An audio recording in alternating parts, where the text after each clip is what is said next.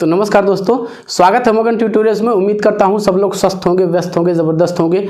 दोस्तों, आज BEd BTC मामले को लेके सुप्रीम कोर्ट के अंदर काफ़ी जोरदार बहस हुई है और जोरदार बहस इस स्तर तक पहुंच गई कि नोक झोंक तक की भी नौबत आ गई वहां पे।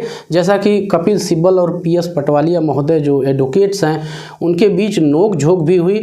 तो ये सारी चीज़ें किस तरफ इशारा कर रही हैं और सबसे बड़ी जो प्रश्न है बच्चों के दिमाग में कि वास्तव में ये मामला किस तरफ जा रहा है, ये तो निश्चित हो गया है कि डे बाय डे जब इसकी डेट पड़ रही है तो एक तो चीज़ इसमें कोई शंका संभावना नहीं है कि कोर्ट अब अपना फाइनल निर्णय देने के बिल्कुल मूड में है और ये सारे पक्षों को बारी बारी से सुन के और उस आधार पे जो भी संविधान सम्मत होगा वो अपना निर्णय देंगे।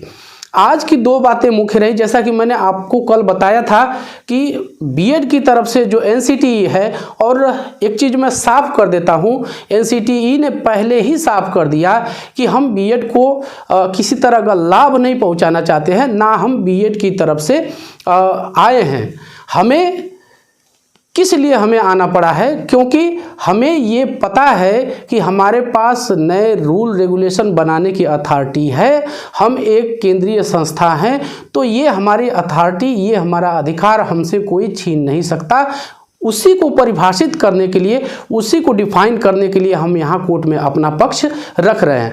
आज की बात करें दोस्तों, तो आज की बात भी कुल मिला जुला के मैं कहूँ तो इसी बात के इर्द गिर्द घूमती रही कि एनसीटीई क्या नियम बना सकती है, अपने आप कोई अध्यादेश जारी कर सकती है या फिर नहीं कर सकती है। जैसा कि मैंने आपको कल बताया था कि एनसीटीई एक्ट की धारा जो 29 है उसमें साफ कहा गया है कि एनसीटीई कोई भी कार्य, कोई भी अधिसूचना खुद से जारी नहीं करेगी, बल्कि जब उसको केंद्र सरकार यानी एमएचआरडी के द्वारा लिखित रूप में जब प्राप्त होगा उस आधार पे वो अधिसूचना जारी कर सकती है।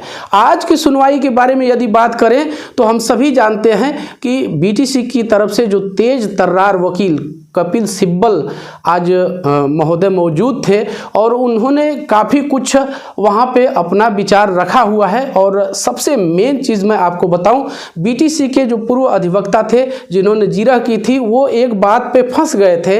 वो इस बात पे कि वो अपने ही निर्णय पे, अपने ही बातों पे कायम नहीं रह पा रहे थे। उसको संभाला कपिल सिब्बल महोदय ने। जब कोर्ट ने पूर्व अधिवक्ता से ये पूछा कि क्या एनसीटीई नियम बना सकती है या फिर नहीं बना सकती है, तो एक बार उन्होंने कहा कि बना सकती है, दूसरी बात वो उसी से मुकर गए कि नहीं, वो नहीं बना सकती है। तो इस पे कोर्ट खासा नाराज दिखा और उन्होंने टिप्पणी भी की कि यदि आप एक तरफ कह रहे हैं कि एनसीटीई को ये अथॉरिटी नहीं है कि वो कोई भी नियम बना सकती है, तो फिर आप ये कैसे कह सकते हैं कि वो बना सकती है। बाद में लंच के बाद आप सभी जानते हैं कि मोर्चा कपिल सिब्बल ने बीटीसी की तरफ से संभाला और उन्होंने बहुत ही चतुराई से इस जो ये बहस है उसको एक अलग ही दिशा में मोड़ दिया। वो दिशा क्या थी दोस्तों? वो दिशा ये थी कि उनका सिर्फ एक ही कहना था कि जब राजस्थान के अंदर पर्याप्त संख्या में डीएलएड, बीटीसी, बीएसटीसी के छात्र कैंडिडेट उपलब्ध हैं तो उस कंडीशन में उसमें बीएड को घुसेड़ने का क्या मतलब है? क्या राजस्थान सरकार की तरफ से कोई ऐसी इनको प्रार्थना पत्र मिला था? क्या ऐसा कोई प्रस्ताव आया था? तो इस बात पे कोर्ट काफ़ी सहमत दिखा कि यदि बीटीसी के अभ्यर्थियों की संख्या पर्याप्त है तो वहाँ पे बीएड को लाने का क्या औचित्य है और क्यों औचित्य है। एक बात। दूसरी बात यह है, मैंने एक चीज़ कहा था आपसे बहुत पहले, मैंने वीडियो एक आध महीना पहले बनाया था और उसमें कहा था कि देखिए बात घूम फिर के जो केंद्रीय संवैधानिक संस्थाएं हैं उन्हीं पे आएगी, और वही हुआ। अब ये मामला पूरी तरह से एमएचआरडी और एनसीटीई पे आके अटक गया है। वो इसलिए मैं यहाँ पे आपको दिखा देता हूँ। एक चीज़ तो मैं आपको दिखाना चाहूँगा दोस्तों, दरअसल दोस्तों एनसीटीई का जन्म ही इसीलिए हुआ था ताकि अखिल भारतीय स्तर पे यानी पूरे भारत में शिक्षा की गुणवत्ता में, शिक्षा के नियमों में, शिक्षा के मानदंडों में एक रूपता रहे और इसीलिए इसको कहा जाता है संवैधानिक एक रेगुलेटरी बॉडी है। यदि इसकी बात को इसको लाया किस लिए गया था 1995 में, हम जानते हैं कि एनसीटीई अधिनियम 1993 के थ्रू 1995 में ये संस्था आई और ये संस्था पहले भी थी, 1995 के पहले भी थी, लेकिन एक सलाहकार संस्था थी। ये केवल शिक्षा से संबंधित अलग अलग राज्यों में केंद्र को वो सलाह दे सकती थी, लेकिन कोई अपना इसके पास आधार नहीं था, कोई अधिकार नहीं था। इसीलिए एक अधिनियम के तहत, जिसको एनसीटीई अधिनियम 1993 कहा गया, इस अधिनियम के तहत इसकी स्थापना की गई। और ये मैं आपको इसका नियम दिखाना चाहूँगा, जो इसका आर्टिकल है 29। यहाँ पे आप लोग देख सकते हैं स्क्रीन पे, यहाँ पे साफ साफ लिखा हुआ है कि हाँ, यहाँ पे साफ साफ लिखा हुआ है, परिषद इस अधिनियम के अधीन अपने कर्तव्यों और संकल्पों के निर्वहन में नीति संबंधी प्रश्नों पर ऐसे निर्देशों से आबद्ध होगी जो केंद्रीय सरकार उसे समय समय पर लिखित रूप में दे था। अब जरा सा मैं ये अधिसूचना दिखाता हूँ जो 28 जून 2018 को दिया गया था, जिस पे विवाद है। यहाँ पे आप देख सकते हैं ये अधिसूचना भी मैं आज आपको दिखाने वाला हूँ दोस्तों। भारत का राजपत्र, और ये प्रकाशित कब हुआ है, तो ये प्रकाशित हुआ है 29 जून 2018 को। लेकिन यहाँ पे साफ साफ लिखा है, ये अधिसूचना की डेट क्या है, नई दिल्ली 28 जून 2018 को। तो इसमें साफ साफ लिखा है, निःशुल्क एवं अनिवार्य बाल शिक्षा अधिकार अधिनियम 2009 का 35 की धारा 23 की उपधारा द्वारा प्रदत्त शक्तियों का प्रयोग करते हुए स्कूली शिक्षा और साक्षरता विभाग, मानव संसाधन विकास मंत्रालय, भारत सरकार द्वारा जारी दिनांक 31 मार्च 2010 की सूचना संख्या का 750 दिनांक संख्या ये प्रकाशित अधिसूचना निम्नलिखित संशोधन अधिसूचना जारी करती है। उपरोक्त अधिसूचना में पैरा 1 अनुच्छेद ए में शब्दों कोष्ठकों के स्नातक तथा प्राथमिक शिक्षा में 2 वर्षीय डिप्लोमा चाहे जिस नाम से जाना जाता हो शामिल किया जाएगा। और यहाँ पे देख लीजिए 50% अंकों के साथ स्नातक तथा शिक्षा स्नातक को भी इसमें मान्यता दी गई है। कहने का मतलब ये है दोस्तों, ये दोनों चीज़ें मैंने इसलिए दिखाई क्योंकि जो एनसीटीई की स्थापना है वो देश में शिक्षा के मानदंडों में, शिक्षा की गुणवत्ता में, शिक्षा के नियमों में एक रूपता के लिए किया गया। और आप सभी जानते हैं कि चाहे वो बीएड कॉलेज हो, डीएड कॉलेज हो, बीटीसी हो, डीएलएड हो, तमाम जो कॉलेज हैं उनको अपना कॉलेज संचालित करने से पहले एनसीटीई का अप्रूवल लेना जरूरी होता है। आप भी जब वहाँ एडमिशन लेने जाते हैं तो पहले यही चेक करते हैं कि एनसीटीई के पास इसका रजिस्ट्रेशन है कि नहीं, यानी एनसीटीई अप्रूव्ड ये संस्था है या फिर नहीं है।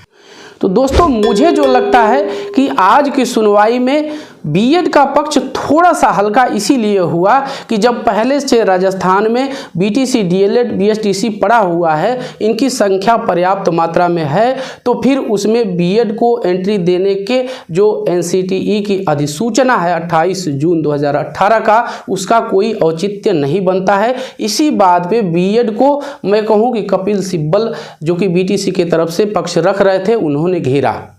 लेकिन अब निर्णय क्या आएगा, क्या बीएड बाहर होगा या क्या कोई बीच का निर्णय निकल सकता है? मुझे जो लगता है, देखिए सेना रखने का अधिकार केवल केंद्र सरकार को है, मेरी बात समझिएगा। सेना केवल केंद्र सरकार रख सकती है, बाकी आंतरिक शांति के लिए जो राज्य हैं वो अपनी अपनी पुलिस रखते हैं, स्पेशल फोर्सेस रखते हैं। कहने का अर्थ ये है कि ये अखिल भारतीय अखंड भारत की यहाँ पे बात आके फंसेगी कि यदि एनसीटीई के तर्कों को, उसकी अधिसूचना को, उसके नियम को यदि लोग अपनी अपनी तरह से परिभाषित करने लगे, अलग अलग राज्यों की हाई कोर्ट, अलग अलग राज्यों की जो डिस्ट्रिक्ट कोर्ट है अपनी अपनी तरह से परिभाषित करने लगे, तो फिर एनसीटीई का जो प्रादुर्भाव हुआ, जो उसका निर्माण हुआ, उसका क्या औचित्य है?